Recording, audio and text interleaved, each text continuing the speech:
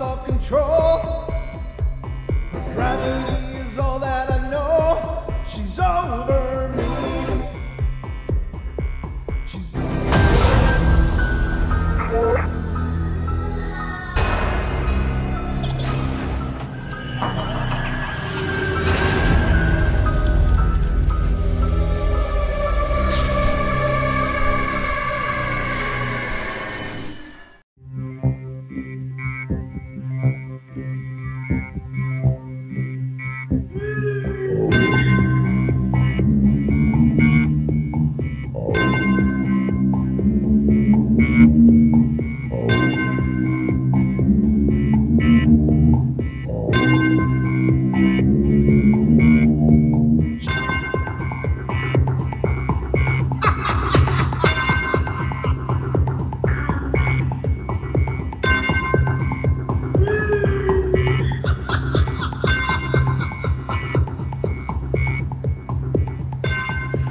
And ladies and gentlemen, welcome to the Paranormal Portal.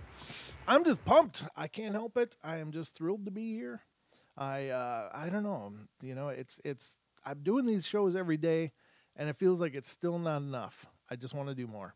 I want to do more. And, you know, I got a great email from Haxer the other day, and it was really cool. He's like, you know, we should look at doing more. He and his suggestions were spot on. There are things that I definitely want to do with the portal, but it's really cool to me that so many of you guys are out there, you know, really rooting for the show and really working to make it, you know, doing your part and sharing your thoughts and insights with me. And I just want to thank you personally, Hexer. Thanks for the email.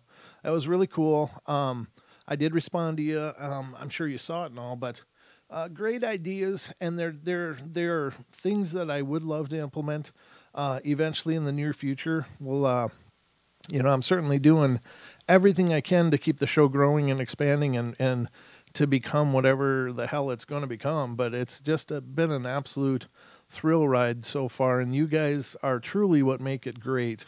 You know, I do my part, but you guys have created this whole community around the show, and it's just. It's an honor, is all I can say. So thank you guys so much for being such a part of it and making it just incredible. You know, I'm just thrilled. But tonight, ladies and gentlemen, we're just going to have a nice laid back show. I want to get into some listener emails. I want to get into some stories, some thoughts, but the phone lines are going to be open tonight all throughout the show. So if there's something you've been dying to share or dying to talk about, and it doesn't really matter what. I'm not doing a specific theme tonight, so it's just an exploring of the world of the paranormal. So if you've got a ghost story, if you've got a weird thing you saw, if you've seen a UFO, whatever, you know, just call in and we'll talk. I'd love to hear what you guys have seen, what you've experienced, etc., etc. Otherwise, it's just going to be a fun time tonight. But I sure hope to hear from a bunch of you. Right off the bat, we got a call. And so without further ado, I'm going to get to this call and see just what's going on. All right. So this is area code 438. You're on the air. Hello? Are you there? Area code 438 from Montreal. Testing. Testing 1, 2, 3. No, I don't know. Well, it looked like it was a promising thing, but I don't know what's going on. So I'm gonna mute that. Maybe somebody just screwed up and got the listener line, or we're trying to get the listener line, but they got the phone line instead. But if you want to call in and be a part of the show tonight, it's area code 213-233-3998. Again, 213-233-3998. And if you're calling from the UK, it is 44203-393-2871. And the reason I'm saying that a little bit slower is because I know every once in a while we have requests in the chat that I don't always see saying, hey, what's the UK number? So I'm going to say it again, 44203-393-2871. So those are the opportunities for you to call in. If you'd like to call in and be a part of the show, I would love to hear from you. That would be excellent. But if not, then, it's certainly your choice. You can sit back and listen, drink something warm, and get all snuggly and, turn down the lights, light some candles, and just enjoy the ride. I'm good with that too. So anyway, ladies and gentlemen, I hope you guys have had a great Friday. You're now officially into the weekend, and a special thank you to the Freaky Friday crew. It's always amazing. You guys have a great show, and it's a great time. Hey, Doc, I see you in the TFR chat. Good to see you guys. Lavender, good to see you. Looking through the list, I just finally am starting to look at the chats here in TFR, and I'll go through the YouTube one in just a minute. But yeah, it's great to be here, guys. Thanks so much for tuning in and being a part of it. If any of you guys in the TFR chat, please call in 213-233-3998 or 833-TFR Live is your phone number to call. I do have another call, so let's try this next one. Oh, they just connected. I don't know what happened. If you just called and something happened, just give me a call back. If you guys are looking for the listener line to listen through your phone, the phone number for the listener line is 641-793-7117. Again, 641-793-7117. So I want to make sure that the people that may be trying to find the listener line are just calling the show line. But yeah, there was a call. There was a call there for just a second. So I mean, we're off to a good start. Lots of callers, just nobody's talking yet. So excellent. So let me see. But yeah, I'm just looking through the list. There's quite a few of you guys in the TFR chat room, and if you are listening to the show and would like to be a part of the community of either TFR or just the Paranormal Portal, there's a couple of options. Doc, that's funny. That is funny. Does this sound familiar? Doc says I doubled up on my Coca-Cola tonight. I actually broke down and bought a Coke, so cheers. Oh my God, it's the nectar of the gods, I swear. I love that stuff, which is unfortunate because it's really doesn't love me that much. But anyway, what the hell was I saying?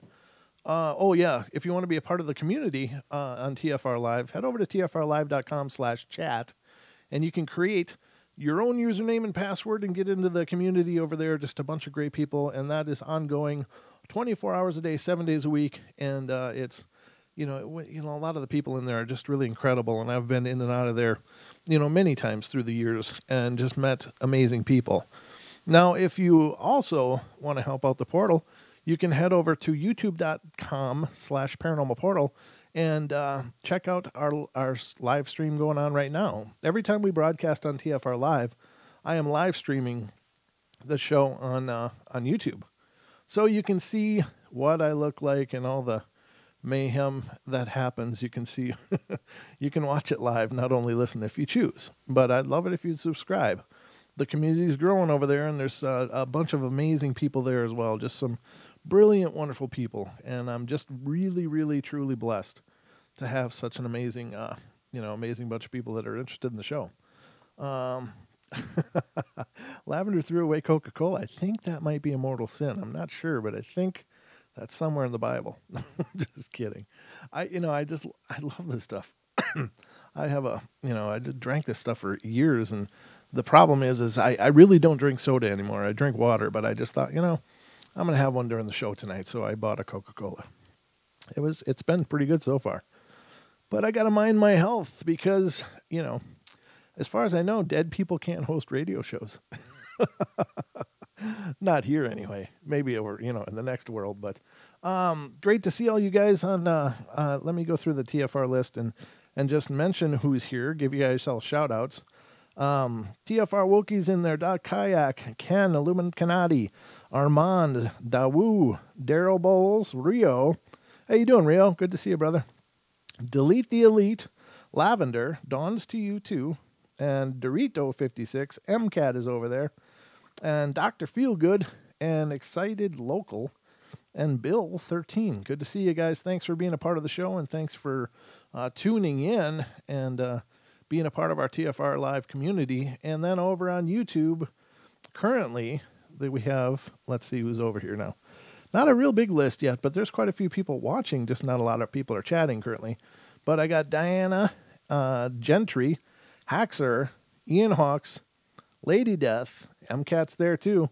He's all over the place. And Sarah and the Rotman Ken's over there too. He's double dipping as well.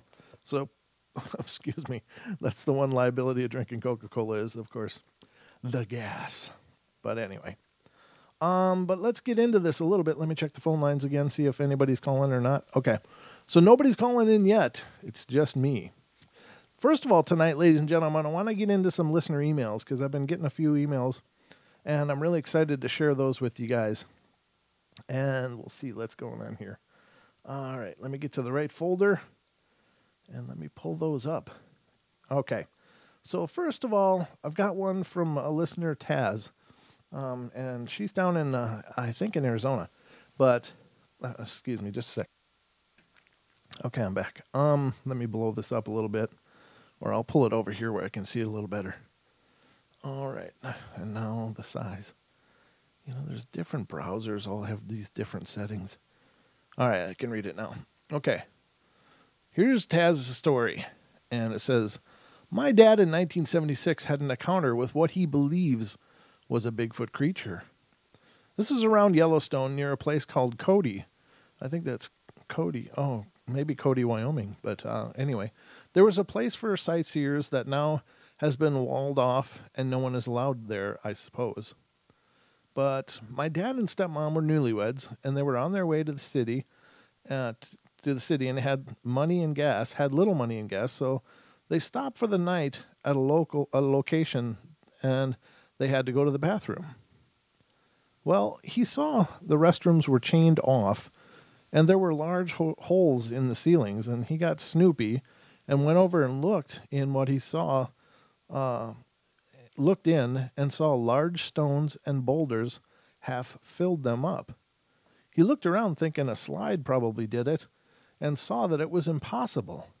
He went hiking to a footpath he thought was in an odd place and encouraged my stepmom to follow. She didn't go far, and he saw a tree near the footpath that was bent but not dead, and it looked like it was walked on by something very large. He thought maybe a bear, but really didn't think it was likely. And there were 3 RVs there, and when the sun was starting to set, those folks took off. They knew they had to wait, for it was the weekend, and had to wait till Monday to go to town and pick up the wired money. So Dad said he told his wife that they should go a bit out, for he was concerned how the rocks hit the restroom. 30 feet away from that cliffside and a path he found. He felt really uneasy, so they parked about 50 feet.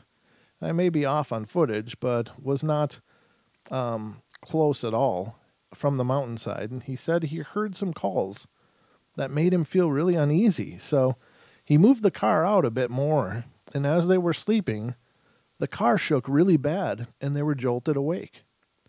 A huge boulder had hit the back of his car and banged it good.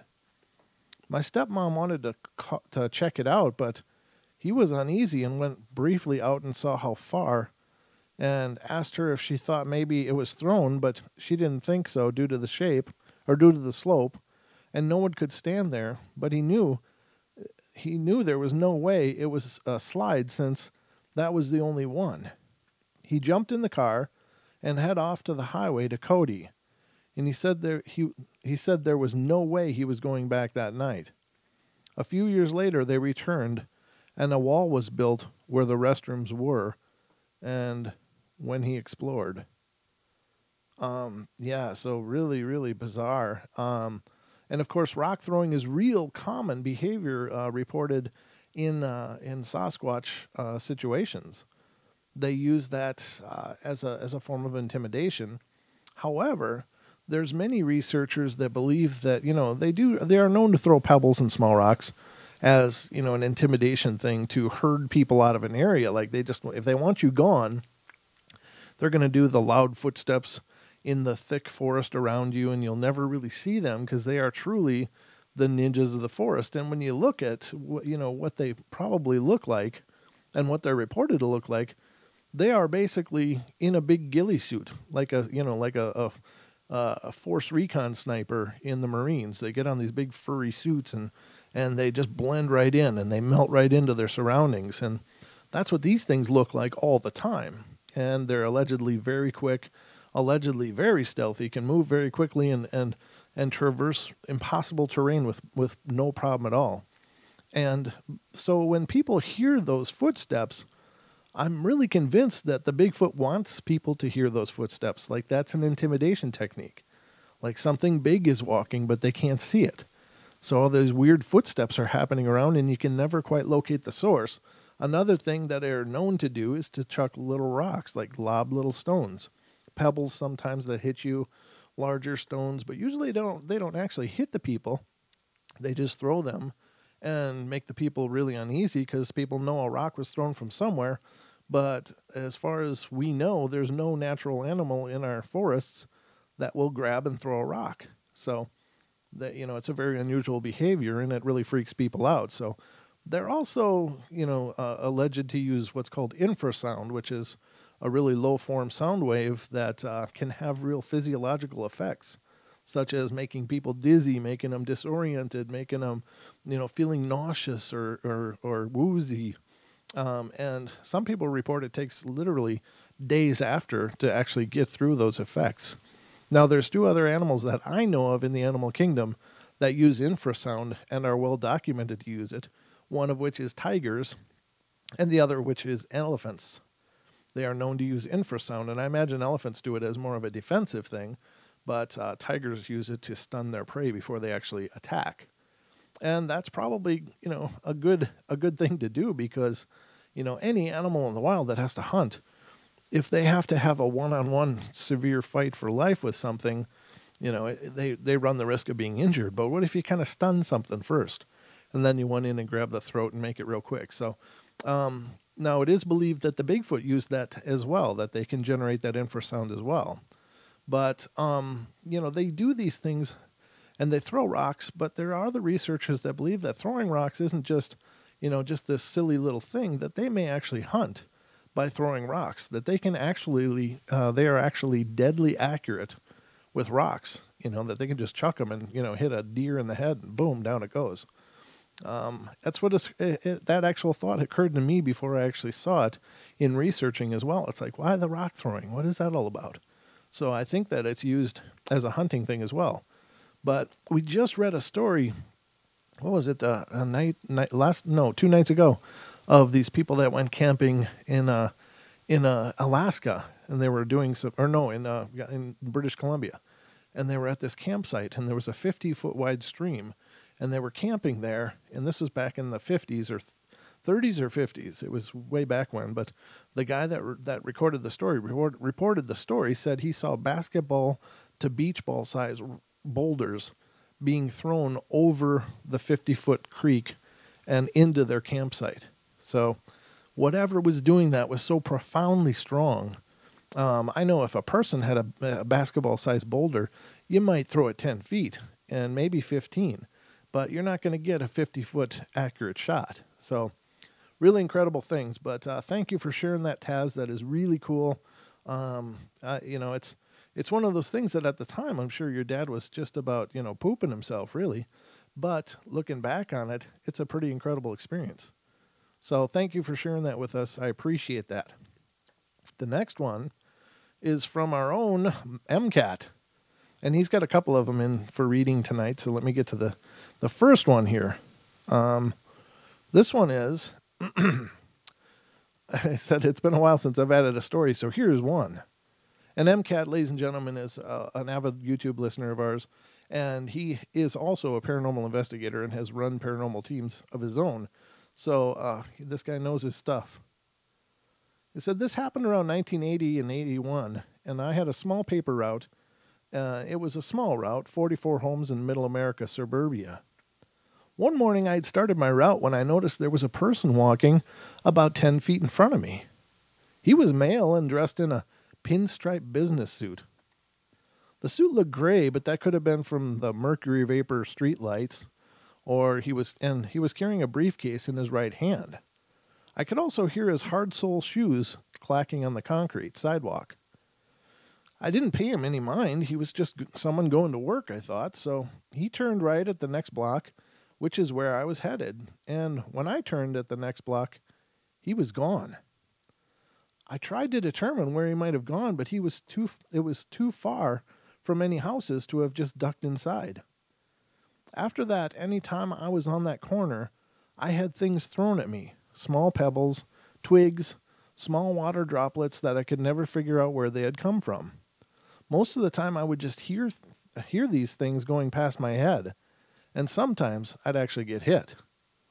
Not hard enough to hurt, but hard enough to notice. Wow, that is bizarre. I don't think that guy liked you much. Maybe he had a bad experience during his life with paperboys. I don't know. That's a cool story, though. Thank you so much for sharing it. And you got to wonder, what is the situation there? What are these spirits doing? Just walking around and bothering small children? Don't you got anything better to do? Strangeness in suburbia. So thank you, MCAT, for that, and we'll read your second one here in just a minute. The next one is coming from Ruth Ann, who's a wonderful listener as well, and she's told me a couple of things that she's referred to, and I'm doing some research on it, but this is one of those things, and she says it's been 20-some years. It's been 20-some years since this occurrence. A bit of background: a friend of my boyfriend, Joe, was visiting us in Chicago. Joe and Jeff had met at a musical festival several years before and had traveled around the country together following bands. Like many of the people in that culture, acid, weed, and other things were part of their everyday lives. And at fests, there were always the balloons, which is nitrous oxide. By the time Jeff arrived at our place, it had been a couple of years since he and Joe had seen each other, and Jeff had gotten heavily into nitrous oxide. He'd gone so far as to get a caterer's license so he could buy the large canisters used in big food venues. Ooh. He carried 2 of those in his Jeep. Oh my God. The couple of days he was with us, he kept going out to the Jeep to inhale straight. No balloons, no whippets, which is whipped cream canisters, and he'd already been experiencing some tissue collapse. His doctor, who knew the truth, was quite worried about him. So this night, Jeff was asleep in the front of the apartment, and Joe and I were in the back bedroom, which opened off the side of the kitchen, and we'd been asleep for some time when I woke up, and I don't know why, but there by the open doorway, still in the kitchen, facing the back of the house with his left side toward the bedroom, stood a man. He was probably about 5'8" or 5'9" tall. He was lean, not skinny. His color was like a white male who had tanned, and he had a brown hair and rather scraggly short beard, just a bit more than stubble, and he was wearing a red plaid flannel shirt and some kind of denim pants, which I couldn't see real well. On his head was a dark cap, like sailors wear, but the white ones, except this was dark. And I didn't get the color of his eyes when he turned to me. The light coming in from my kitchen back window was all I had, and when he caught my eye, he grinned, almost a smirk. This whole thing lasted no more than 10 seconds at the most. The person I saw was shorter than Joe and leaner than Jeff, and neither of the guys had a shirt like that. I blinked and shook my head slightly, and he was gone. Well, I went back to sleep. By this time, I'd been a high priestess for several years and was pretty open to the things we call high strangeness and the paranormal. Something else may be connected. Not too long after that, maybe a few weeks, once again, Joe and I were sleeping.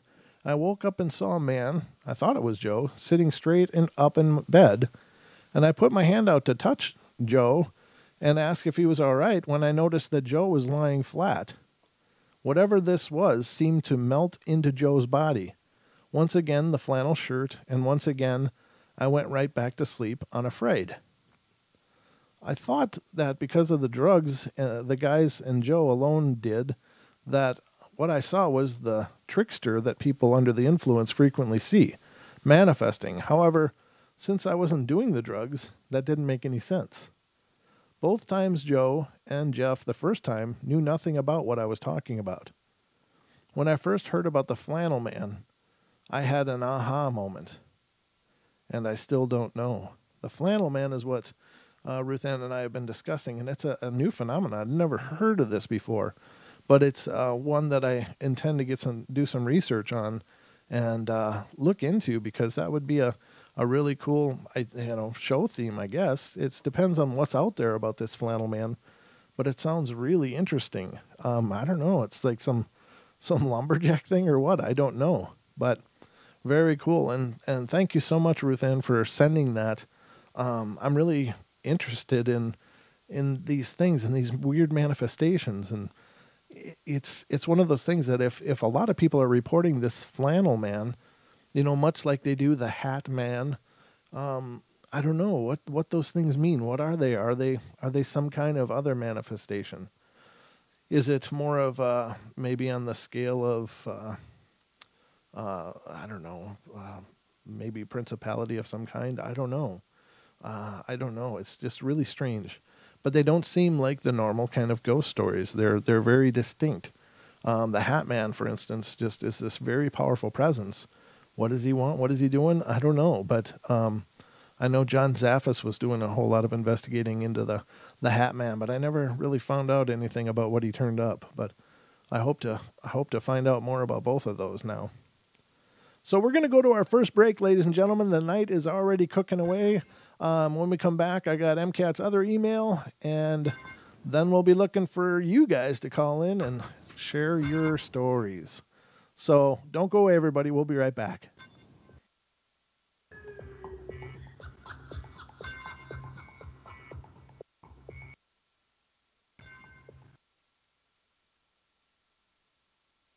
It's amazing how people have been raving about Aya Life all over Facebook. They've been posting their testimonials just because they want to get the word out because it's worked so well for them. If you're not familiar with Aya,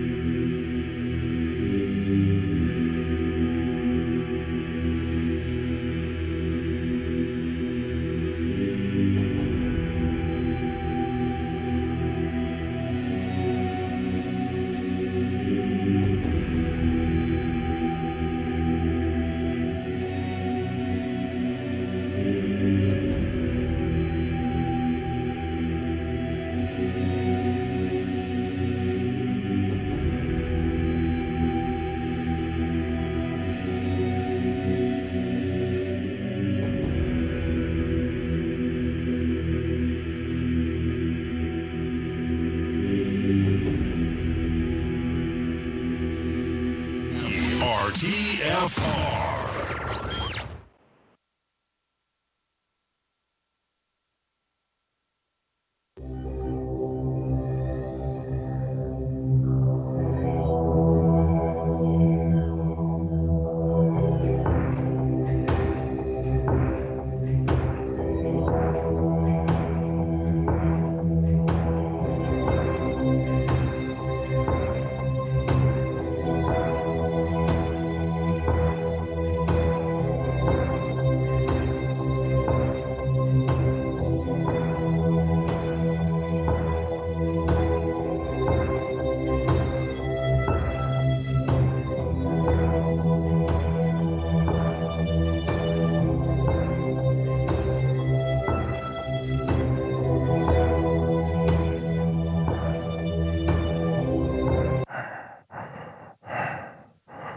Welcome back.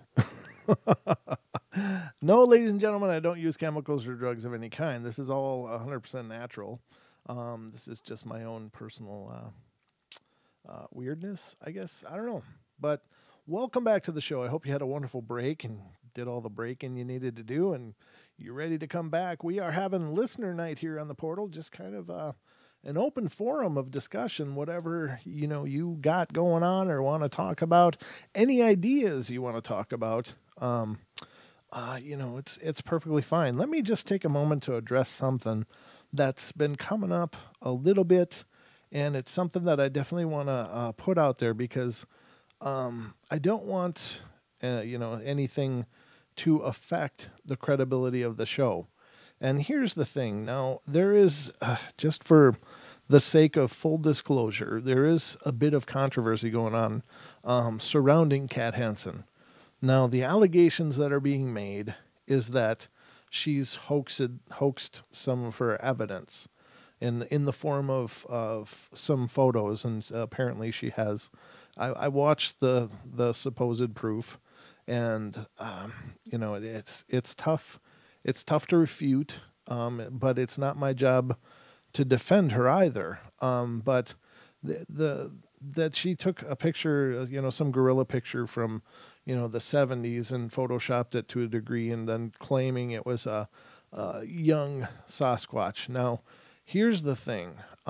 Before Kat was on the show, I did hear about this. And initially, I called Kat because I knew she was kind of under attack and was being really treated pretty poorly, as a lot of people were coming at her. And I offered her the opportunity to say, look, do you want to go through with the show, or do you need to take more time while whatever's going on is going on? And she's like, no, I'd really like to do the show. So we had her on. Now, if you've listened to that show, Kat seemed like just a wonderful, nice person. I don't, know her outside of the few conversations that I've had, but I found her to be pleasant. And, the things that she was discussing was I thought very interesting. Now, I don't ever make claims for people. So, for instance, anybody that's on the show, I can't say that what they're saying is 100% truth or not. The Paranormal Portal is a discussion, and there's a lot of people that are pretty angry about this Kat situation. Now, a lot of people, and you all know how the internet works, right? People are judge, jury, and executioner. It's like, oh, she's faking. Oh, okay, well then she's faking, and I just hate everything about her. Well, I don't think life is ever that cut and dried. I don't think that that's a fair thing, but it seems to be common nowadays that we already, draw judgment on people before, they've even defended themselves. And I don't have a horse in the game, so to speak. I don't have a reason to have to defend her, nor do I have to have a reason to attack her. I don't know.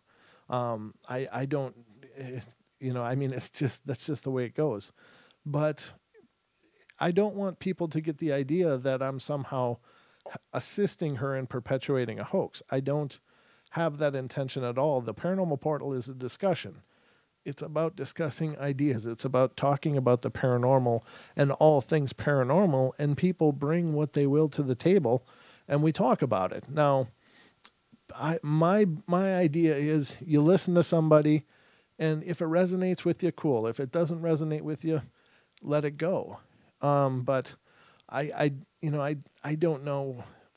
I don't want people to think that I'm, being complicit in that. I am aware of what's going on in that situation, but I also want to give people the benefit of the doubt until I personally know whether or not that there's a validity to it. And, I just wanted to have a chance to address that on the air and on the show because, it's a heartbreaking thing. And I certainly want to believe in everybody that calls in or appears on the show. But, at the same time, I just want us to have discussions.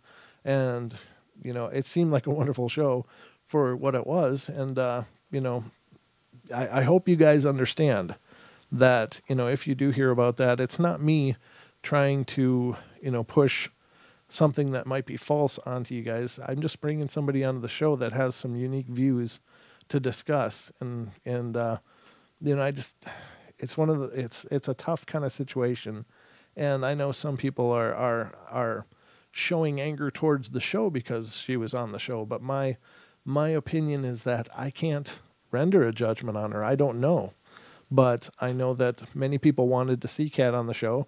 We had her on the show, and I thought it was a wonderful show. I don't know that what she said was true or not. I don't know that what she said was false or not. I just know that what she said was really interesting, and it was a fun discussion, which is the scope of the portal. I'm not a paranormal police officer. I don't have the ability nor the will to take the time to individually research whether or not somebody's credible. I just, try to bring people on that have something interesting to say and share with all of you. So I hope that makes sense. I don't ever want people to disparage the show based upon what may or may not be true about some of the guests. So that was just my opportunity to express that in the formula. But anyway, or on the portal. So just some thoughts, but I hope you guys understand. I don't know. I'm suspending any judgment currently, but anyway, I just wanted to put that out there. We do have a caller on here, so let's get to our call. And I think this is Haxor. How you doing, brother? Hey, Brent. How you doing? This is Haxor. Hey, what's going on, brother?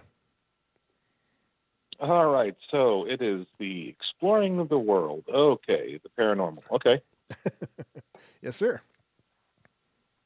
So I just thought I'd share my personal Earth sounds story.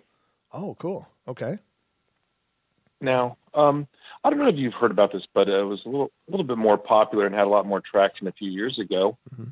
But basically, if you've heard and watched the weird news, trumpets are sounding all around the world. Yes. Yeah, like you're actually hearing, and some people are calling them the angels' trumpets, and they're just weird. They're out in logging camps and over Russia, and they're just weird. Yeah, they were all over the place. Many different disparate regions, yeah, including Ken, a listener of ours, recorded some of his own down in Australia.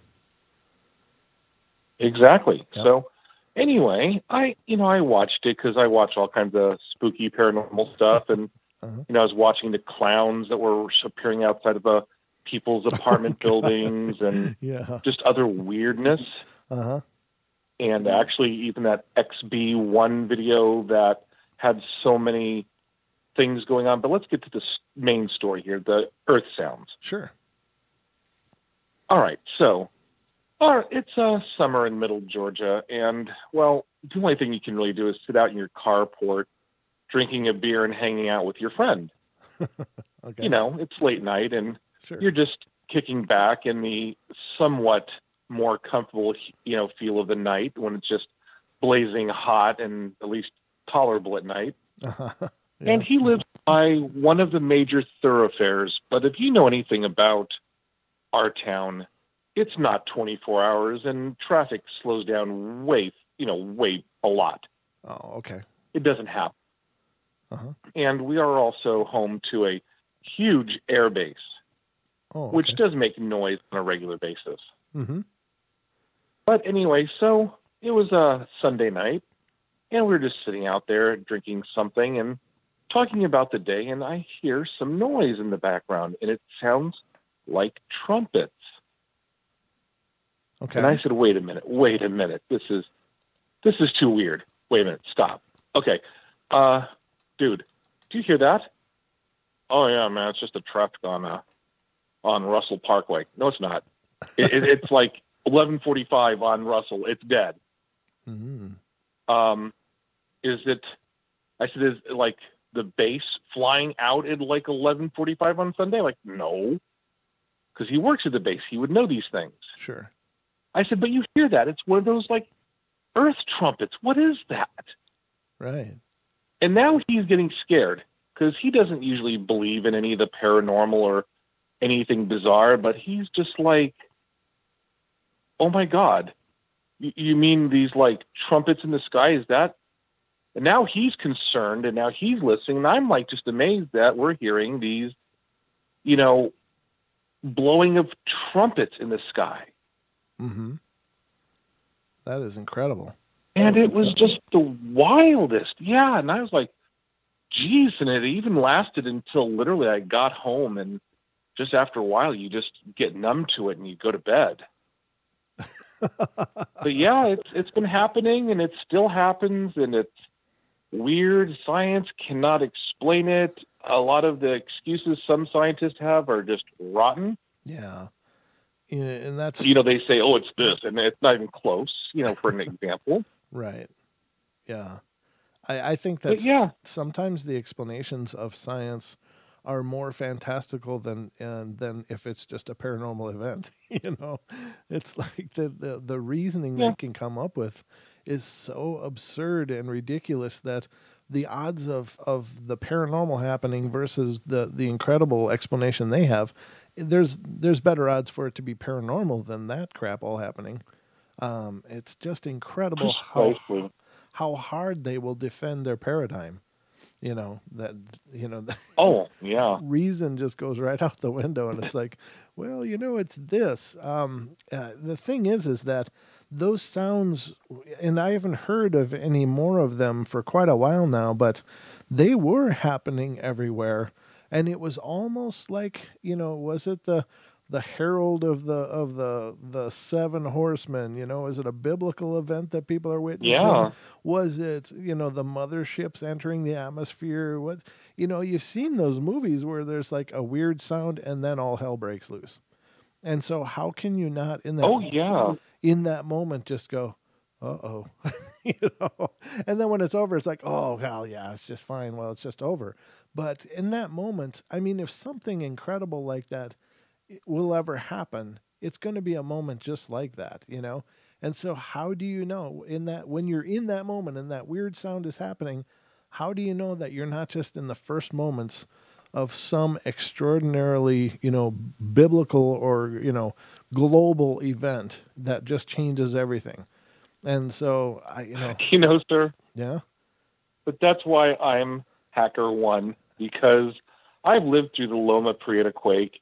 And, we saw, we're watching the baseball game because it was the World Series when that hit, and then the 7.2 hit the Bay Area. Yeah. And I literally witnessed it and held onto a tree and watched my street wave like an ocean, the asphalt just buckling. Oh, jeez. And I do what I normally do and throw a party for it because that's how I roll. If the aliens came down and said, take us to your leader, I'd say, first, let's have a drink, buddy, because our leaders are pretty weird. Yeah. That's about right, too. So I think you're right. Anyway, yeah, that's all you can do. That's all you can do, though, is just, find the happiness in those moments, because it doesn't do you any good to be fearful, I guess, anyway, right? Yeah, no, I don't get fearful. If it's going to happen, it's going to happen. Yeah. Simple as that. You can't get scared of something. I think Eddie Murphy, long time ago in his video comedy, he just said, he's like, people like, seriously, when a ghost says, get out, you listen to him, you leave. Yeah. I personally would just say, wait a minute, is something going on? Huh? What? Oh, is there a ghost in here? Cool. Yeah, I know. I think you and I are kindred spirits that way. Can't blame everything on the dogs. Yeah. Excellent point. Good deal. I agree with you, brother. There's so Yeah. many fantastical things that are happening, and the thing is with the paranormal, there's so many people that have these incredible events. And, as we were just talking a minute ago, I was talking about, some of the controversy going around. And it's like, okay, that is possible, that somebody's not being quite upfront and honest. But everybody can't be wrong. Everybody can't be wrong that's having these experiences, and they can't all be making this up. There are really incredible things going on. And everything that I've shared on the show, I will go to my grave knowing that it's true. I mean, there's just no doubt about it. Those things happened. And it's just a demonstration of something so incredible, and, it's paradigm changing stuff, Yeah. And you're absolutely right. It's funny because I don't look for these things. I just think they happen to average people on a random chance.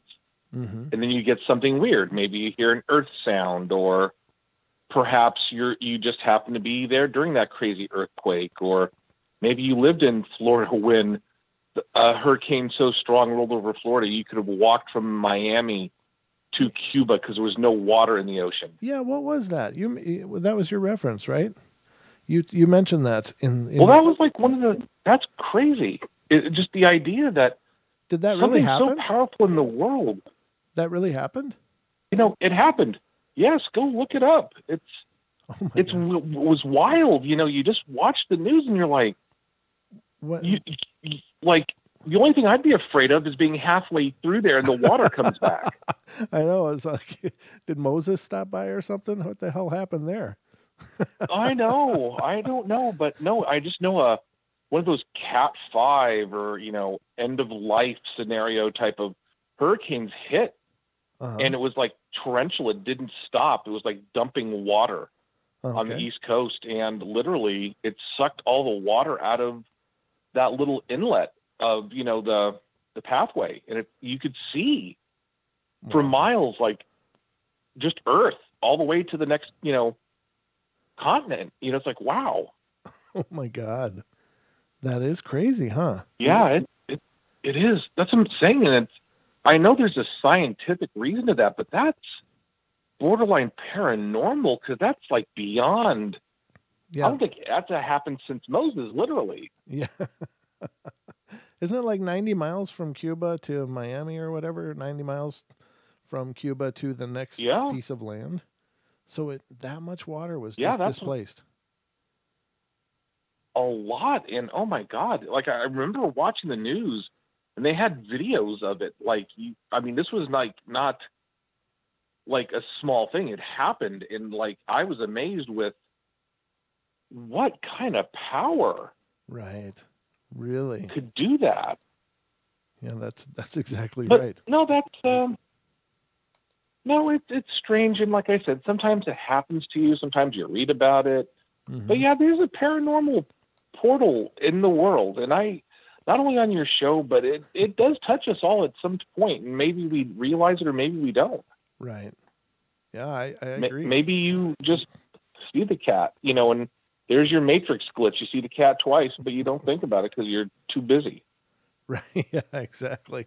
Who knows? That's the other part of it is how many things are happening that people aren't fully aware of. They're probably missing some of the most miraculous things because they're, so tuned into a cell phone or, or something with technology when, right in front of them, some amazing creature just manifest briefly and then disappeared and they missed it because they were checking a text. Yeah. I mean, even those, that sound file I sent to you a while back of that weird noise. Right. Literally when I called my sister in the graveyard and she's not dead. She was doing a graveyard tour. Yep. And it was during Halloween. And I just called to say hi and see what's on. And I had a friend sitting across from me. Well, we got the weird noise. Right. And of course, me being me, I'm blaming it on our mutual friend.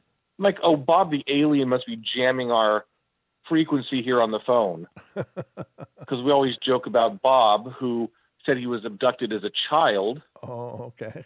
So we always call him the alien. Okay. And I said, well, Bob's probably just jamming our phone signal. And we're laughing about it and making jokes about it. But it goes on for like, we got bored after 4 minutes of it. We just turned off the phone. That is incredible. And you were listening. And didn't think twice about it. You were listening to something incredibly profound, you know. That's the thing. Yeah. Isn't that just... No, I don't know. But I just goofed off, you know. That's the crazy part is like, I mean, that's just our psyche. And I don't blame you for like going, okay, yeah, I heard that. Okay, I got it. And, you know, whatever. But, you know, you're listening to something that could be bridging the gap of dimensions, you know, with a deceased spirit or something speaking through that connection. And it's like, oh, yeah, that's really bizarre. No, okay, I'm bored. Okay, well, what's... Yeah, no, that's what happened when my sister got back. Right. She says, okay, so I'm done with the thing. And you left me a voicemail. I said, I did not. I'm going to play that. We did not have, you know, and she played it for me. Right. And that's when exactly what you said. I was like, maybe we did. Yeah. Hold on. Maybe we had the phone call into another dimension. Right. And that's just the thing. And the funny part is that you listen to about 4 minutes of it and then you're like, okay, so what you want to do? Like, that's just human nature, you know? And I'm not blaming you. I'm not really making fun of you, but it's just, that's the amazing part. I'm going to try to find that file. Let me look here just a sec. Whoops. Sure. No, I can't, well, I can hear it through the phone, but, no, I muted it so we wouldn't get feedback. Right. Okay, here it is. All right. I'm going to play it here in just a second. As soon as I find it. There it is. Okay. So I'm going to download it quick, and then I'm going to open it. Okay, ladies and gentlemen, the EVP phone message that he's talking about is right here. First saved message sent Saturday, October 27th at 10:59 a.m.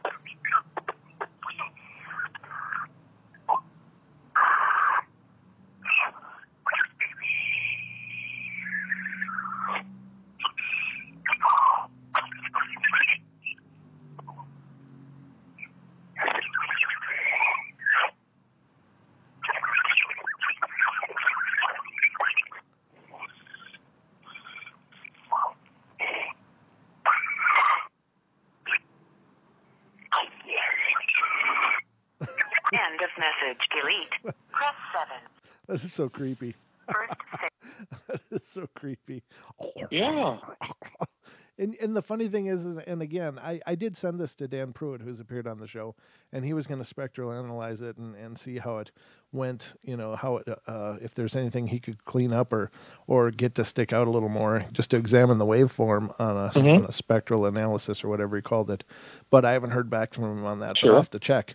But he was really impressed with it as well. Oh, no worries. He was like, you know, there are syllables in there. And that's the same thing I was saying. It's like, that's not just static. That's like, there's like a speech pattern or something in that. There's like consonants and you know, like a word form, a language form, but it's just, what the hell is it saying?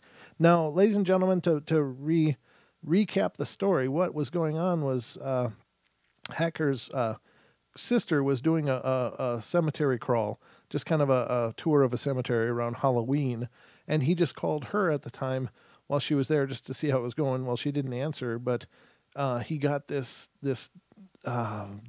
interference in his ear, and he listened to it for 4 minutes and then hung up, and his sister came back the next day and said, "What kind of message did you leave me? What's going on here?" And she had actually recorded it on her voicemail. It recorded it, so that's what we're listening to now. And that's not just static. That's not just normal interference. There's something really bizarre going on in that. So, very crazy. Yeah.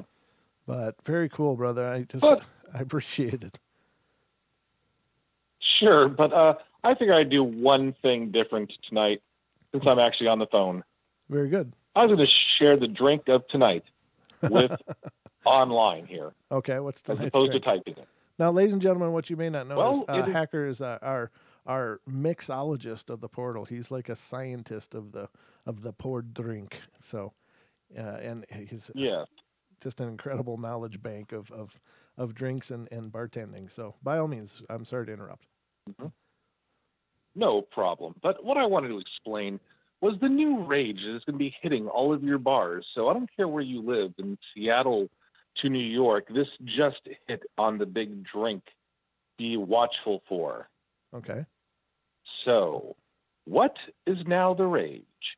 Is pairing beer with ice cream. Really? So tonight's mixology drink is get 1 pint of chocolate port beer. So you can find that. It's like a chocolatey port beer. You know what I'm saying? Okay. So you get it from the store. And what I suggest for you strongly is you do not put in the scoop of coffee ice cream first. Do not. Okay. Put it in after you've poured half your beer. And you will watch the most amazing show of the ice cream melting into the beer and taking over the beer. Oh, wow. Now, so what will happen is this chocolate kind of bitter flavor that the beer has gets paired by a nice sweet note of caramels and vanillas and that coffee flavor. Wow. That sounds excellent, brother. Thank you so much. Ladies and gentlemen, we're going to go to our break. I know it's creepy. And, well, we're going to go to our break. If you want to hang on the line, go ahead. I'll be right back after the break, though, and we can continue the conversation. Censorship. Okay. All right, we'll be right back. Today's modern media. From the mainstream to YouTube and Google, the information you're looking for is buried by official narratives and propaganda.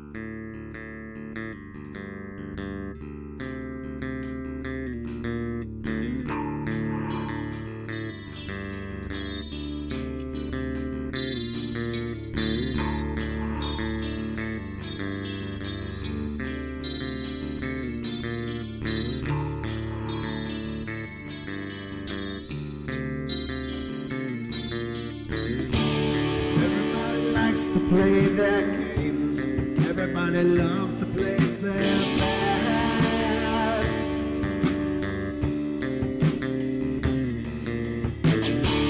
They don't understand the price I paid. They don't care to comprehend.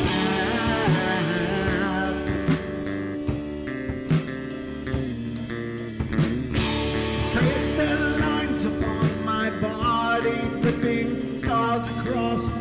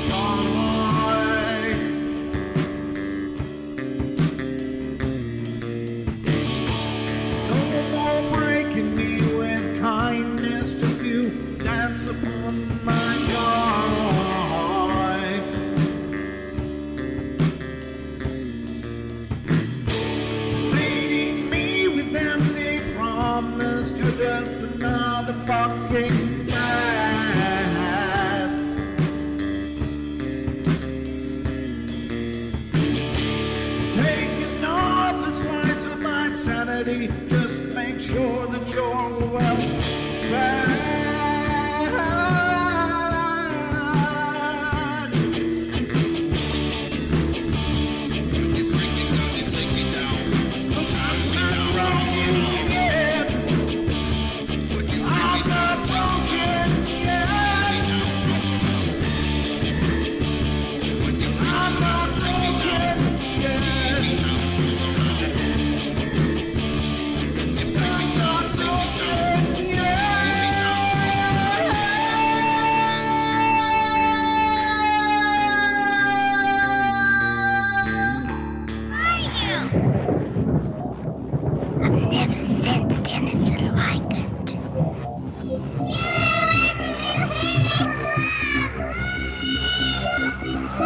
Carol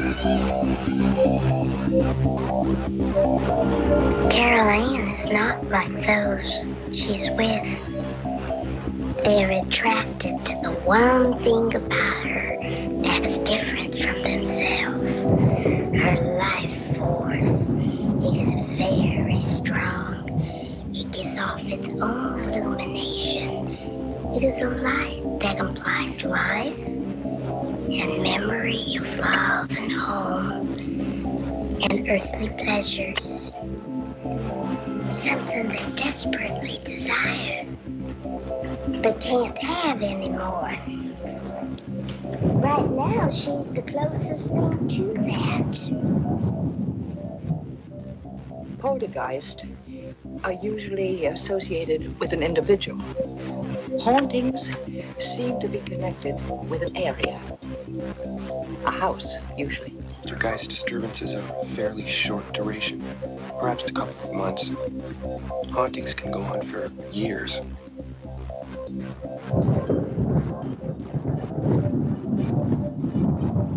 And welcome back, ladies and gentlemen, to the Paranormal Portal. I'm your host, Brent Thomas, and we are live and unscripted here on this fine Friday evening, having an open forum discussion of all things paranormal and some mixology thrown in just for the hell of it.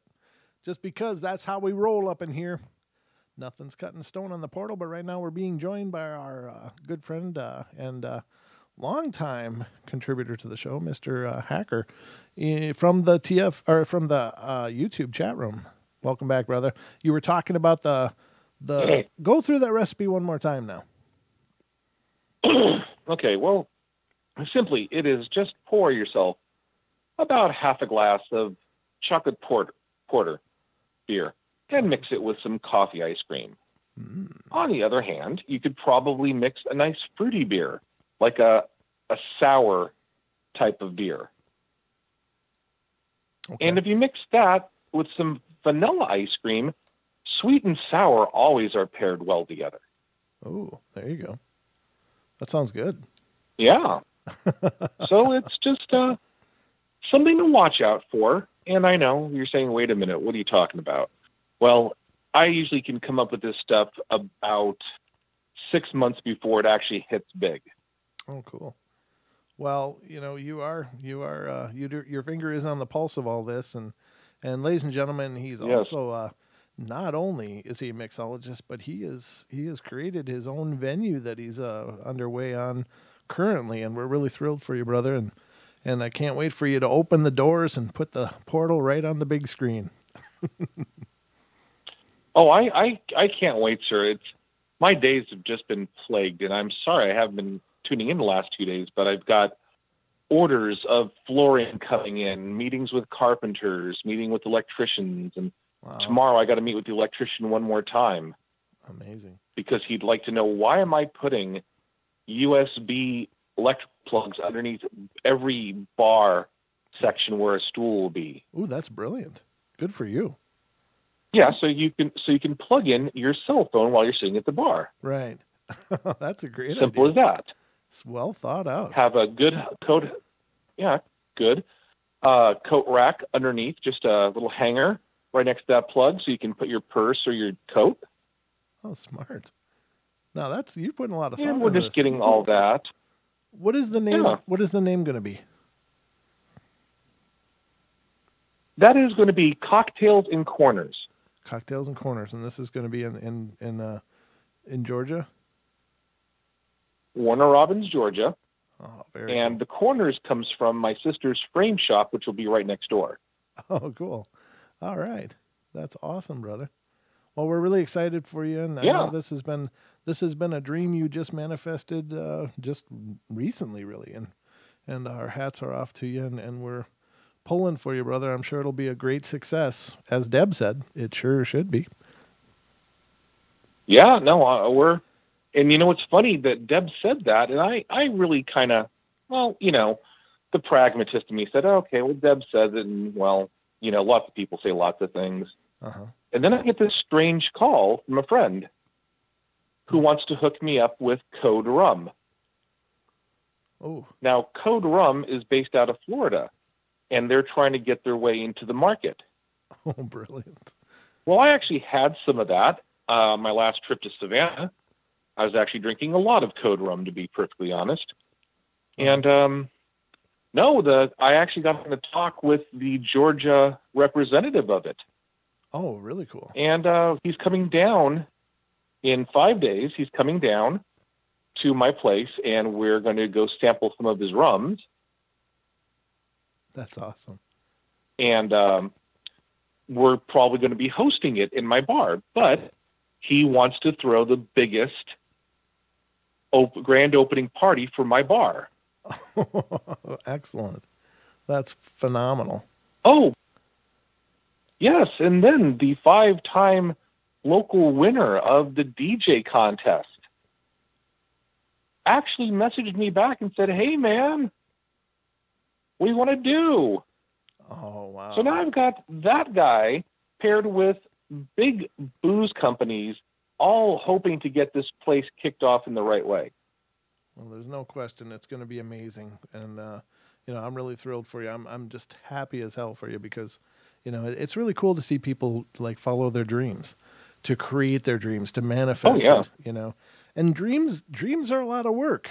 It's the Disney theory of dreams is that, just poof, everything happens. And I guess sometimes that's true, but normally it's just a lot of elbow grease and hard work. And you're definitely punching the clock on this one, brother. So I know you're going to do phenomenally.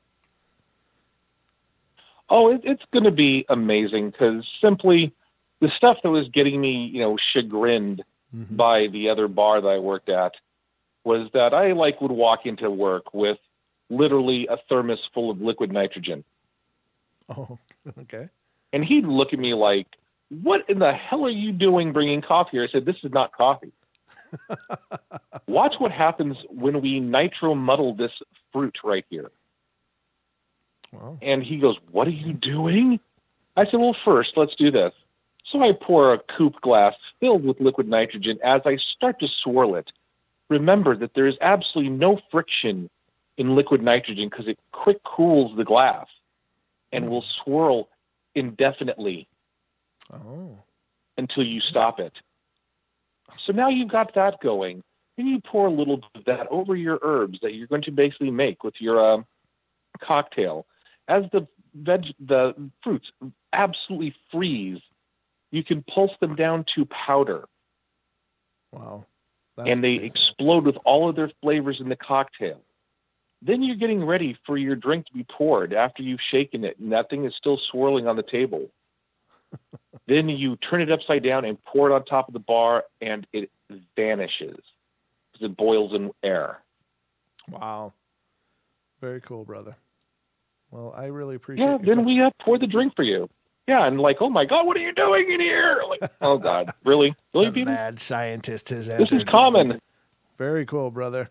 In toxicologist. And we're gonna have to get a webcam installed. We're gonna have to get a webcam installed in a webcam installed in your club, and we can go live to Cocktails and Corners during the shows and see how the portal parties are going. I like that. Oh, absolutely, because I can't promise every night. Sure. No, that's but I can tell you during October, you guys are going to be on the clock all the time. That's a date, brother. I love it. All right. Thank you so much for calling in. All right, it's man. Great to hear from you. And you betcha. Thanks for sharing your information and your story. And we'll talk to you soon, brother. That's it, man. Take care. Okay. See you now. All right. And let's get to our next caller. Well, actually, Sean, just hold on a second. I want to read the one other email that we have. I kind of put this one in limbo as we were coming to that first call. But let me get this email out. This is MCAT's second email. And this is a different one. And it says, "Here's a story about a second time I was touched by unseen forces. We were investigating a private residence, and after one of the breaks, I decided to hang out in the basement for a session, and they usually lasted about an hour long. This home had a master bedroom in the basement, and I was sitting on the carpet in the master bedroom, and I was wearing a set of portable sound amplifiers, and these would allow you to hear EVPs in real time. And I heard what sounded like a low metallic growl, and I felt a deliberate pull on the left side of my jacket. I was wearing a Carhartt jacket because It was winter and the basement was at best 60 degrees. And I looked to see if I had snagged on the carpet, but it pulled free immediately. And it hadn't been snagged. It was pulled by someone. The growl, I think, was mechanical since the water heater and furnace were nearby, but the tug on the jacket was not. It was someone trying to get my attention. Absolutely cool, brother. And I'm sure it was. I know that, as an investigator, you look into all the debunking possible. I mean, that's just part of the deal. And if you say it was real, I believe you 100%. Very cool. And I wonder, did you guys turn up anything else in that investigation? But all right, so let's get to our next call here on Paranormal Portal, exploring the world of the paranormal, which is our listener night. So let's get to the phone, and this is Sean. How you doing, brother? I'm doing great. I just got permission. I wanted to make sure I had it from Diana about when we dealt with the things that were in her house, because I didn't want to just walk all over that and assume it was okay. Oh, sure. And unfortunately, I'm going to have to be telling you two people's perspective because Dee Swiger's not able to be on. But this was primarily her work, and I came in towards the end. Okay. Now, Diana was. We were talking on Facebook, and she was telling me the issues and the things that she'd seen and some of the stuff that had gone on. And so I figured it would probably be best, because we're dealing with children, is to take the equation down to zero. Having my history and the things that had happened to me, I don't feel comfortable with children ever being close to anything that can reach out and touch them. Right. And it wasn't just that. There were guinea pigs had died in the basement, and people in the household were seeing things walking around, and both Dee and I were aware of stuff. So when Diana started sending me the pictures, I was completely unready for it all of a sudden, because she doesn't know I'm super visually oriented. Mm-hmm. Next thing I know, I'm getting visions of things running through the house, the different things that are occurring. I can see patterns of energy. She had frankincense the house, and the thing was angry, very angry, because she had cut off its source of nourishment, and I didn't know what that really meant until we got there. And I'm talking with Dee on Hangouts, mm-hmm. and every time a picture comes in, she's hearing me going, "Oh my God!" And because it's all of a sudden downloading information into my head, uh-huh. And she says, "It's okay. She doesn't know how visual you are." I'm like, "I can't catch my breath." And another picture pops up, and then in comes the next rush of what I'm seeing. And I said, this is a lot more dangerous than I thought it was. I mean, it's not really bad, but this is not something I'm comfortable leaving. And she says, "Oh, I agree. So I said, "Yeah, let's just see if we can get permission and get this done quick." And when she said, "Oh yeah, no problem, go ahead," it was, yes, now we're going to go to work. Because there's something terrorizing a child, and there's something really satisfying with when you take that away. You end something that causes a child to fear the night. Mm-hmm. I have a personal great amount of pleasure in ending that. Well, yeah. Now, just so that you understand, Dee and I never worked before and together, and this was a different kind of situation for both of us, because she's used to working with people she's used to, and I'm used to working with Joel. That's it. Seriously, Joel, the end. So this was a new experience, and it was filled with a bunch of new experiences. So for people who say that these things are once it's you're an old hat, it's not surprising, bogus. Mm-hmm. There was a bunch of really interesting things that had happened, and I'll tell you a few of them. But the first thing that happened was she began to notice exactly what I was noticing, and when we both located to the room, we couldn't see each other. One thing that happens is when you bilocate and you don't know the other person too well, for some reason you appear to be about a sphere about the size of those little rubber bouncy balls. Oh, sure. That's if you can see them at all. Okay. So Joel and I can see each other, but I couldn't see Dee. And she says, "Well, you know what? First thing is I'm going to close this portal." And she was saying that, but she had already moved towards it. Now, how do I know this? Because she swept me along with her, and the next thing I know, I'm seeing things from behind her eyes. And her hands come up, and she's moving the portal close. And the first thing I'm thinking is, these aren't my hands. I'm not doing this. She's doing this. Why am I seeing from inside her head? We're still working on figuring that one out. So just so if everybody thinks, well, Sean's got all the answers. No, I don't. There's still things that sweep me away and make me scratch my head like this. Right. We don't even know what it really meant. And then, so she's trying to close this thing, and she can't see why it's not closing, but I can for some reason. And I couldn't get her to turn her head so that I could look, of course, because I'm stuck inside of her head. And I see that there's this thing that sort of looks like, pardon the simile, like an intestine, but gray, black, blue, not normal, laying there and across the floor and heading towards the window in the basement. And so she, every time she would close on it, it would smash together with iris closed and then bounce back. And she says, it's not closing. And I'm like, yeah, I know, I can see that. And she says, what's keeping it from closing? And then I realized something. The thing that we were worrying about that was chasing things down would probably be seeing her from behind and think that it was a good idea to go after her now while she's not paying attention. That's not how it works, really. But I'll give you a better metaphor for that later. So I turned around, and this thing, which was basically like a slice of darkness, and I don't mean like it was black. I mean, it like it had a cloaking thing that it was making itself look like a walking shadow, but it had moved in such a way that it detached from the shadow and was going to jump her from behind. But this thing's about the size of my youngest son, Eric. Couldn't be more than 3.5 feet. So how this thing figured it was going to be a little hobbit jumping on her and menacing her, I don't know. So I just swept it up into my arm and said, no, we're not playing dirty. And dashed out of the house as fast as I could, calling on Ariel to open a portal. I said, please send me someplace appropriate for this thing. And as I'm holding on to it, it's all of a sudden I see it's got claws. It's scraping at me, and it can't get through my armor. And it started to try and chew on my thumb. And the first response I had is I said, my youngest son does things metaphysically that hurt worse than this. and that's when he's barely trying. And I didn't want to be mocking to it, but at the same time, I thought this is really not all that dangerous. I should have just let it jump on D and let it get electrocuted. It would have been funny to watch from a distance, but at the same time, that sense of fair play. I didn't want it to have a shot at even thinking it was it had a shot at her. It was rude. Yeah. So the next thing I'm over a vista that is akin to being over tons of clouds. It's kind of golden because I'd asked, take me someplace where it's appropriate to drop this thing off. And I'm freezing. And I didn't think about it until after I'd let it go, because the thing that when it dropped away, the masking system also dropped away. And it was a lizard. And we decided to use Dungeons and Dragons terminology. Forget it. It's a kobold.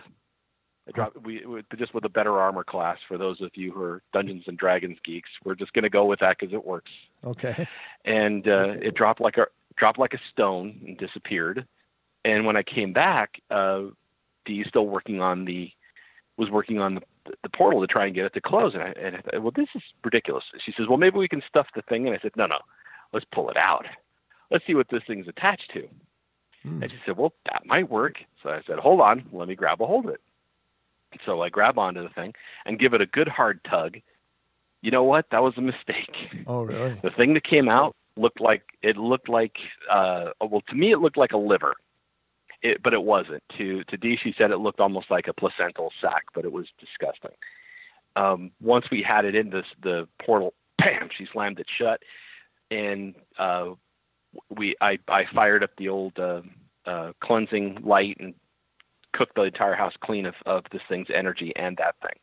Oh, cool. And it was very gratifying because Diana said, well, as soon as her daughter said, yeah, the basement's fine, was able to go down there, no problem. Everything was cool. Oh, and I was very grateful for that, because I really, really wanted to make sure that we got it clean for her. And later called and said, tell her we did it just for you, just for your daughter. Oh. And awesome. It was a very interesting event, let me tell you, because I'd never worked with Dee before. And the metaphor that she and I came up with was, we really didn't need the two of us. It was kind of fun, but it was like hunting for rabbits with elephant guns, a pair of them. It was it was way overkill. Now that's really interesting though. This was in a basement as well, you said? This was Yeah. So now, But the thing had taken over the whole house. right. But what I find It was actually interesting is controlling that other things. the last story, as well, that I read from MCAT was a basement too. Now I always think that there's something to that. That synchronicities like that don't just happen. There's something about basements then that's has some kind of importance tonight. And I don't know what it is, but for two very separate things to come up, both from listeners, but both having to do with basements, to me is really that. I mean, there's something about that. You know what I mean? It's pointing to something. It's usually shadow, from what I understand. I'm not saying that's the only answer, but being able to stay hidden, especially since there's not as much light, not as much direct light, so the things don't have to work so hard to stay hidden. Even something that's got this much strength, if it moved around upstairs, it would look like a ripple, or it would be seen as, and it had been, was seen as like a child walking around, because it was able to mask itself. But it also was controlling two other, and I wouldn't call them spirits as much as memories. They were ghosts, but mostly memories, and it could control these two things. And before we even got started, Diane said, we're going to remove these. We're going to take these out of the equation, so it's got nothing to be able to call on to confuse us. And since she's been at this 15, 20 years longer than myself, yes, ma'am. Whatever you say. Yeah, absolutely. You're the senior officer here. That's really cool. Now, you guys have since worked together other times, though. I mean, this coupling between you, Joel, and Diana has been pretty strong. Yes, we just the most recent thing we did was over Spirit Lake in Idaho. Yeah. Something that I was telling people before. I couldn't do anything. I couldn't do anything alone. Not for this thing. And when I was being told that there was a situation where things were getting scarier in the area, I realized I was going to have to gather circle the wagons, put more heads together than my own, and figure what we could do to solve the problem, especially considering that the problem was an ancient one. And it also stretched back to the first person I'd helped on my channel, Jeff and his wife, Sarah. I was given specific permission I could mention them because they used to live right there on Spirit Lake. Wow. And the things that happened in the house that they were at was absolutely terrifying. In fact, when Sarah was pregnant with the twins, the thing kept coming to her bed, lifting up the blanket completely on one side so it could look at her belly. Wow. And she'd snatch the thing down to try and get it down. And if she was playing tug of war with a thing she couldn't see, holding onto the edge of the blanket. Jeez. So I always had assessed this as a dangerous thing. Yeah. But I didn't come into the story until they'd moved away, and something there decided that it was going to follow them. And it was much simpler for me to help them revive a guardian on the land where they were living to protect them from the thing following them anymore. Oh. But Spirit Lake apparently was formed when one of the most destructive glacier movements in history ever occurred. And I didn't know this that had occurred, and it stirred up something multi-dimensional because remember, portals are Diane's specialty. Yeah. And what we saw there when we finally came close to it was multi-layered, like a bunch of lenses, one in front of the other, so close you could almost not tell them apart until you tried to put yourself between them. Then they dilate open like an accordion. But to everybody who was looking, you were the one who was skinnying down. So it was very weird. Right. Yeah, that was a real powerful thing that was going on there. I know the other individual had told me some of the things that were happening, and I was like, oh my God, So I'm really glad that you guys were able to, assist, and so as far as you know, that's pretty much stayed shut now. We're watching it. Okay. But it should stay closed unless something decides to open it up again. And I did disturb some of the people in the neighborhood of the lake because I was while I was working on the water and heading north from the lake itself, things were following me at a hell of a clip as I was cleansing. And I went past people's houses, and it made their dogs freak out. Oh, Especially one lady's in particular. They went crazy barking, and then when she tried to let them out, they wouldn't go out. But it was like, yeah, we'll stand here. We'll stay right here, because it's one thing to bark through the door, and they want to go outside, and it's the other thing to have the door removed. And it's like, no, we really didn't want to go. We just were barking. Okay, so hold the line. And I can totally understand it. We got more to talk about, so hold the line. And we'll be back, ladies and gentlemen, after this next break. We got our last break of the night already. My God, it's flown by. This just goes so quickly here in the portal. But we'll continue this journey with Sean, and anyone else wants to call in, we'll be happy to hear from you as well. But it is listener night here on the portal, and it's an open forum. So call us if you got something to share. We're all ears here in the show. But we'll be right back after these messages. It's time to pay the bills. So don't go away. Get you a break and join me back here. I'll be waiting.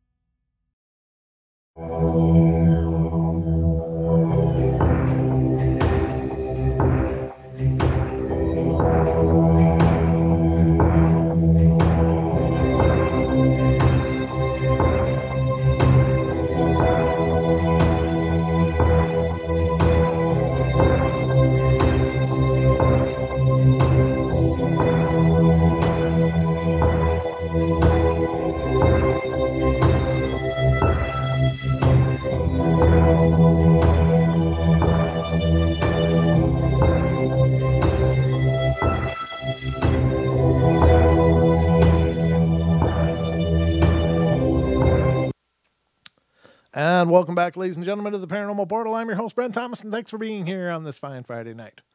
All with one breath. Thank you very much. Hope you guys are having a great night. It's kind of open forum night tonight. And right now we're joined by Mr. Sean by a phone. And we got one other call on standby. But so yeah, you guys have been doing some pretty crazy things, Sean. And I just want to publicly thank you again for being available and being so willing to help and use your gifts to help so many people. That's pretty awesome. Well, it's partly fun. It's also partly that a sense of duty, because if nobody else does this, I mean, if we don't do this, who else is going to? And you'd be surprised at how much these people charge an hour. Have you seen some of the professionals, what they charge for just to come out and say hello? And I was surprised, because I thought that what we do is completely uncommon. It is kind of, we do it for free, and that's probably the uncommon part. But most people who are experts like this start off at $500 an hour. No, $500 a half an hour just for a consultation. Yeah, that's crazy. It's not like your church where people will come in and say, well, let me come and help you. No, the experts like myself. Well, and I think some of our contacts in England are also abnormal, because they do it for free too. Like Sonia's friend Dubs, he does it for absolutely free, and the version that he does is considerably more taxing, since he's a physical medium. They actually work through him, and he basically surrenders his body to their control. Oh man. Wow. Well, yeah. My hat's off to all of you, brother, and I appreciate it so much. Ladies and gentlemen, I'm getting notices that we've experienced some buffering on YouTube, and I don't see it on my end. Again, I don't know what the hell the problem is, but hang with it. I don't know. It's the portal, and anything and everything will happen. It's just kind of the way of the shows. But I am sorry. Everything on my end looks good, so I don't know why it's buffering. But just so you know. I have seen those messages. The way that Go ahead. Sorry, the way that I fixed it was I turned the video down to 144p. It's ugly, but it stops buffering. You're saying I don't look good on 144p? I don't think anybody looks pretty in 144p. It looks like everything was shot on a potato, but it's better than nothing, really. Well, yeah, but sorry about that, guys. I don't know what's going on. My apologies. If it was something that I could fix, I certainly would, but all my indicators are bright green and happy. Let me check this one other thing. But yeah, when I looked last time, it was good. Yeah, still good. But I don't know, ladies and gentlemen. I'm doing the best I can. Yeah, it says it's green. What the hell?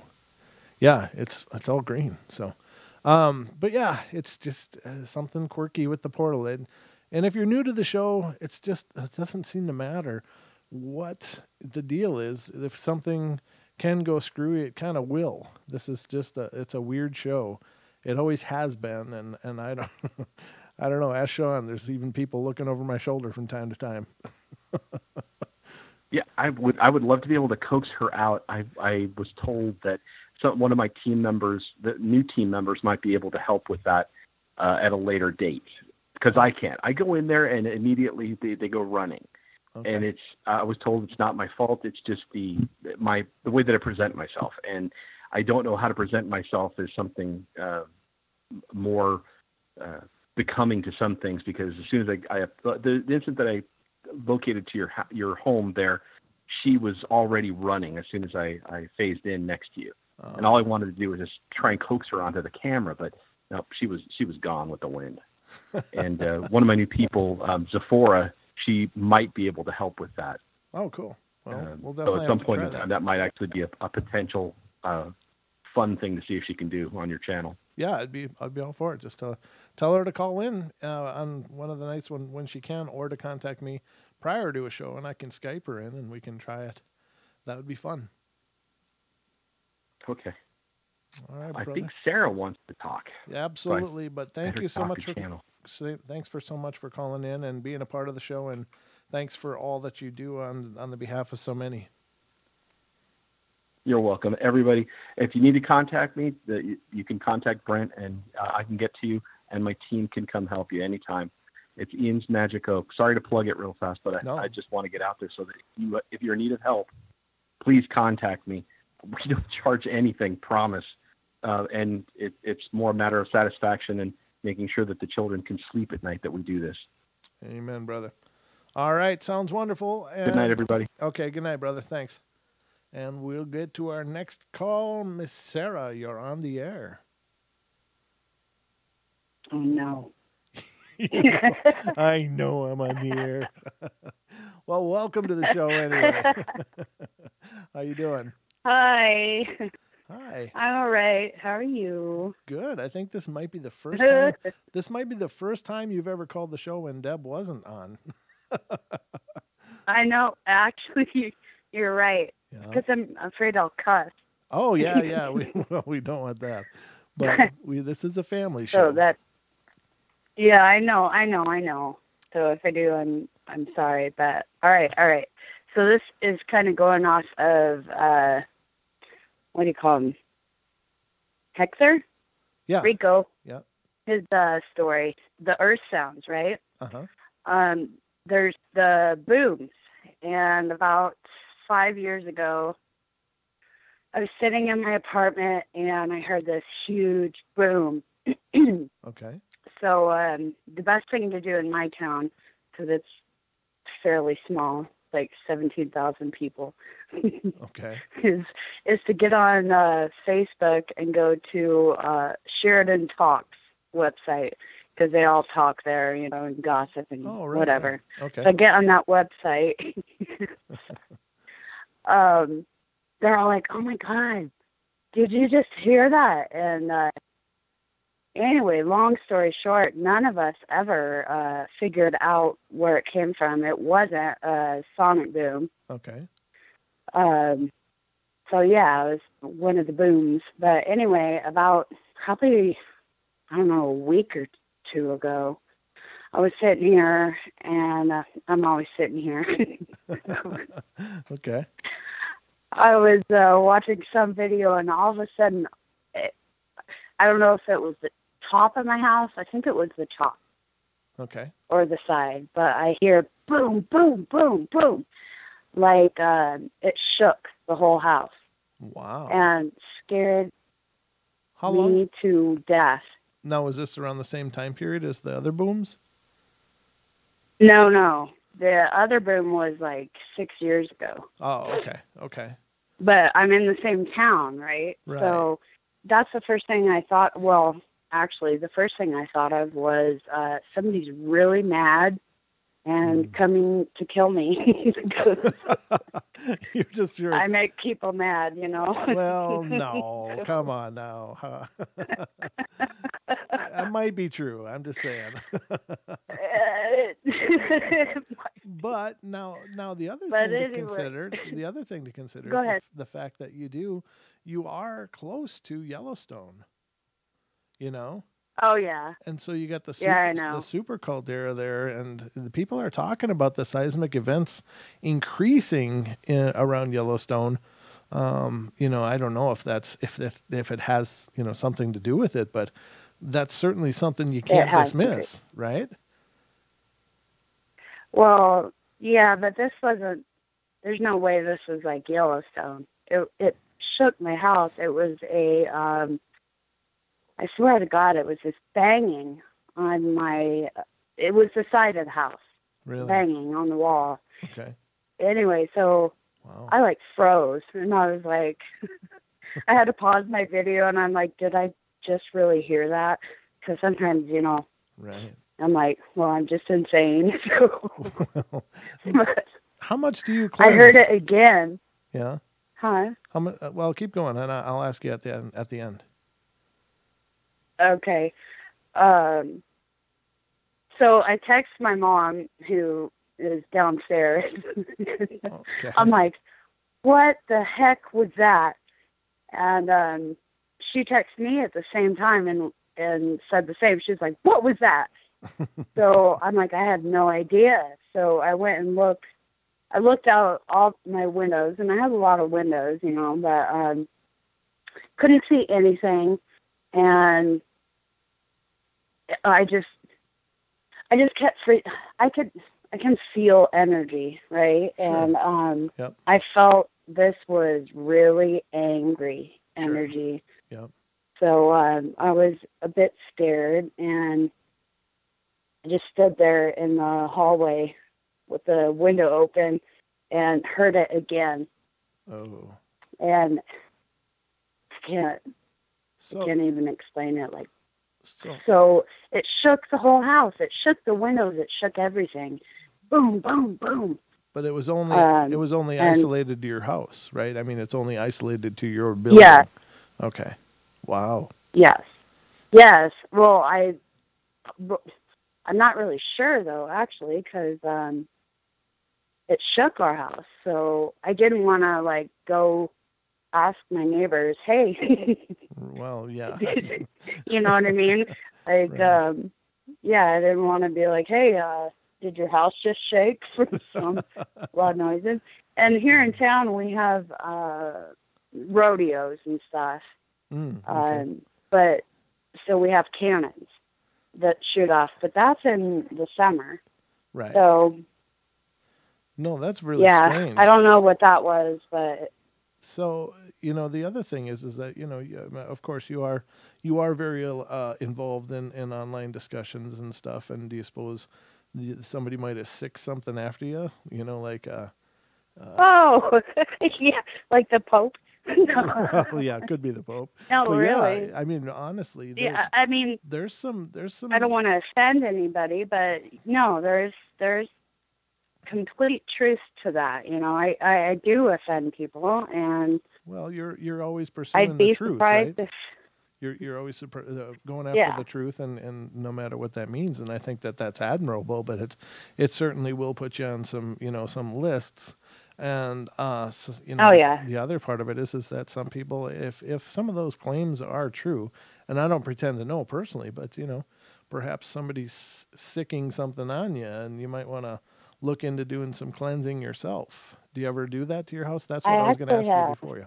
Okay. Yeah, sage grows wild here, so that's easy to find. But that makes spirits mad. Sometimes too. Well, it can, but it's usually pretty good at knocking down negative energy, at least a little bit. I don't know. Yeah. But you're right. But I mean, it's just something to look into. I don't know. Things.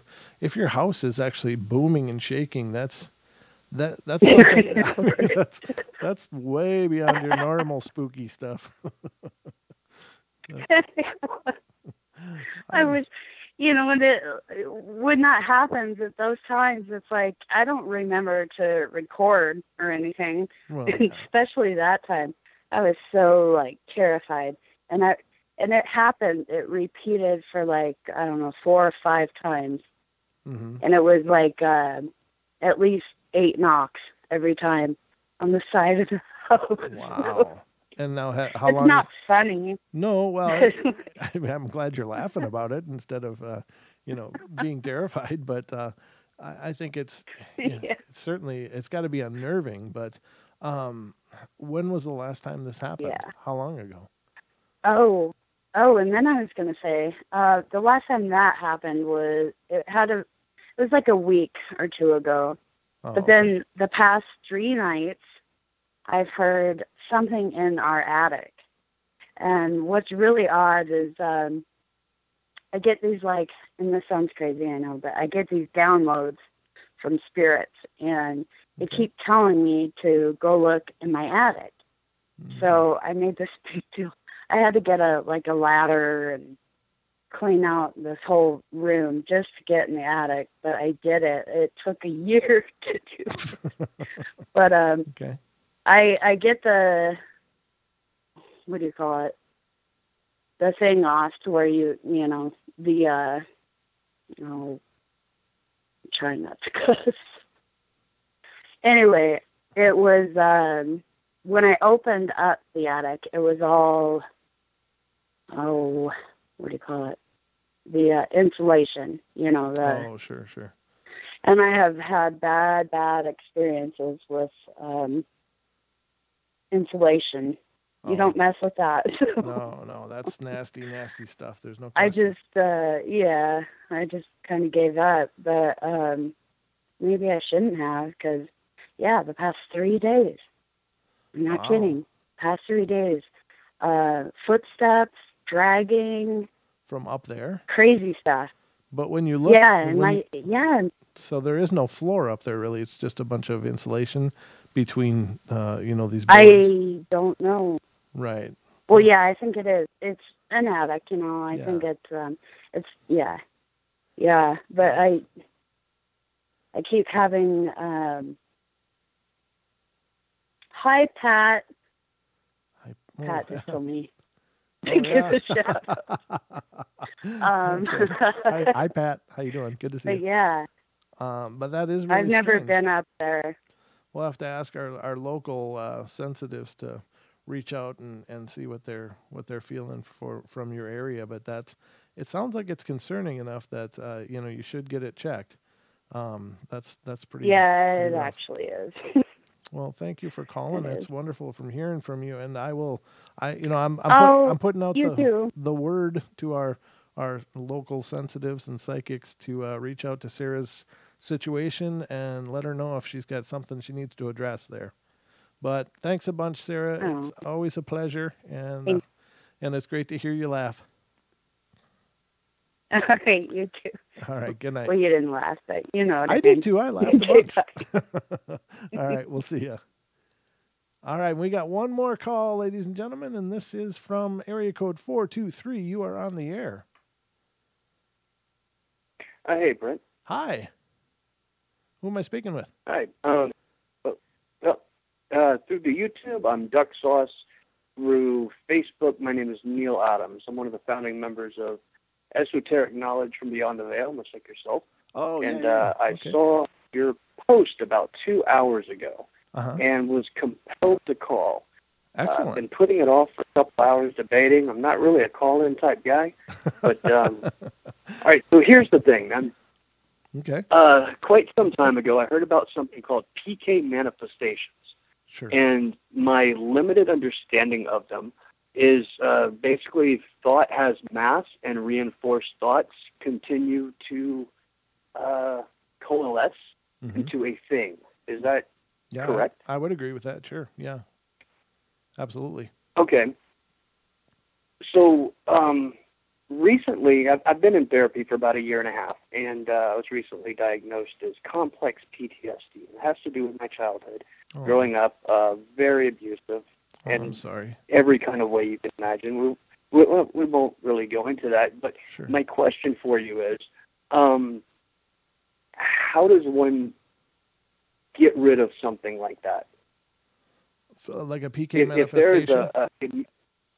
If there's a collection of thought that has followed me my whole life, and it has a life of its own, so to speak. Sure. How do I get rid of something like that? Well, I mean, there's essentially, it's a part of you that has somehow, manifest on its own based on the energy you've given off for a long period of time.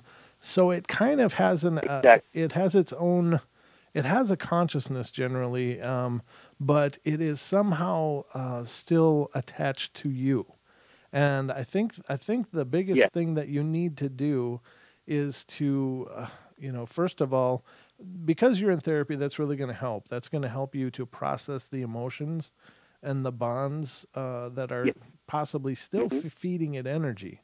The point is that you have to basically get to the part where you can release that. You need to. I mean, those old hurts are tough, and that even though you may not think about them regularly, like in your everyday life, they're always still there because they're unresolved, or and some of that you'll never be able to resolve because, I mean, things like that just don't make sense. They're just horrible and hard, and they're heartbreakers. But the part that's important is that you find how to heal yourself. You may not be able to reconcile your past, but you need to heal the you that exists now and divorce yourself from that past, not by forgetting so much as by releasing and acknowledging and finding yourself completely in the present. I think that that's going to be a big part of it, is just finding a way through that old pain that's, and we all have those. But yours was certainly much more profound than most anybody's, and that's why you have a manifestation of sorts. The other part of it is that it has a sentience on its own. So it is possible that you can do cleansing rituals to push it out of your space. You can talk to sensitives or psychics that specialize in crossing those kind of energies over or out, or whatever.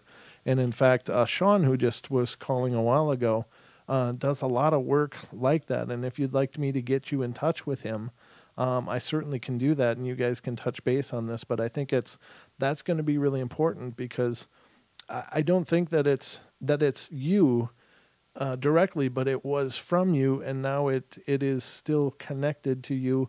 So that needs to be severed, both through your progress and through a cleansing of some sort to get it to push away. And it's going to depend on your paradigm, too. Like if you're heavily religious, that'll definitely come into play. Or if you're heavily just spiritual, that'll definitely come into play in how you divorce yourself from this and push it away from your space. But these kind of things, and it's probably still subsisting on your energy to some extent. And that's why, the connection is still there. And, it's the old saying, all of our demons become our angels once we release them. And I think that this is certainly one of those examples. So it's going to be spot on, man. Spot on. Oh, cool. But it's going to be a process. But I'm sure it can be done. I'm sure we can get this to move on, and that we can get you to not have to deal with that anymore. But if you'd like to, just reach out to me on a private message on Facebook. Just my Brent Thomas account, and I will get you in touch with Sean. We'll get you in touch with Sean, and then we'll continue forward with it. But yeah, we can get you through this, brother, no doubt. Okay, excellent. The cognitive therapy, it's a wonderful thing, and I'm learning a lot about myself. I'm learning a lot about things, but it's not enough, and there's, it's just I'm open to other avenues and other avenues of thought, and yeah, I've been carrying this for 35 years or more now. I'm 45 now. Wow. So I'm about done with it. It's time for it to move on. Yeah. I'm done feeling this way. It's been a long time, and I'm ready for a change. And that's a big part of it too, man. Is you got to be willing to move on with it, and to you're in the right place emotionally for it. All right, and I'm not exactly incorrect that there is a thing like a manifestation, a thought collecting over time, gathering mass. Absolutely. And that is a real thing. That is a real thing. Absolutely. You're dead on. That's been acknowledged by a lot of researchers and parapsychologists. Yes. All right. I'd never called into the show before. I've watched a couple of times when Chris and Cherie were on the show with you. Oh, yeah. But it's something about your post earlier tonight, a couple of hours ago when you posted to Facebook. I've been sitting here for an hour and a half going, man, I should call. I'm too nervous. No, I should call. You did great. All right, man. I will send you a message through Facebook, and I appreciate you. Thank you so much. All right, brother. Thank you so much for reaching out and being a part of the show, and we'll be in touch. All right. Thank you. All right. Thank you, man. You have a good night. You too. Thanks. All right, ladies and gentlemen, that about wraps up our journey tonight here on the Paranormal Portal, and just a great time, great show. Thank you to all of you who emailed your stories. That was just brilliant, and keep them coming. Keep them coming, guys. I love to hear what you guys are seeing and experiencing, and thank you to the callers tonight as well, Sarah and Sean and Rico and the last gentleman. That was awesome. Just really cool. It's great. It's great when you guys participate, and makes every show just phenomenal. So I love you all. Make sure to stick around for Nikki Colombo on TFR Live, iHeart, TuneIn, and TalkStream Live. The Nikki Colombo Experience will be coming up next here on the network. And, of course, we'll be back tomorrow night. Don and I will be back, and we'll have the Duke, Brian Sullivan, here on the Paranormal Portal. And he's a exceptional Bigfoot researcher from Montana. So he'll be on tomorrow. So don't miss it, ladies and gentlemen. 7 days a week, 7 p.m. Pacific time. There's always a portal. And I love you all. Be good, be kind, be nice. Take care of each other. And we'll be back again tomorrow night for more of the magic that is the portal. So take care, everybody. And make sure to subscribe, tune in, spread the word. And sweet dreams.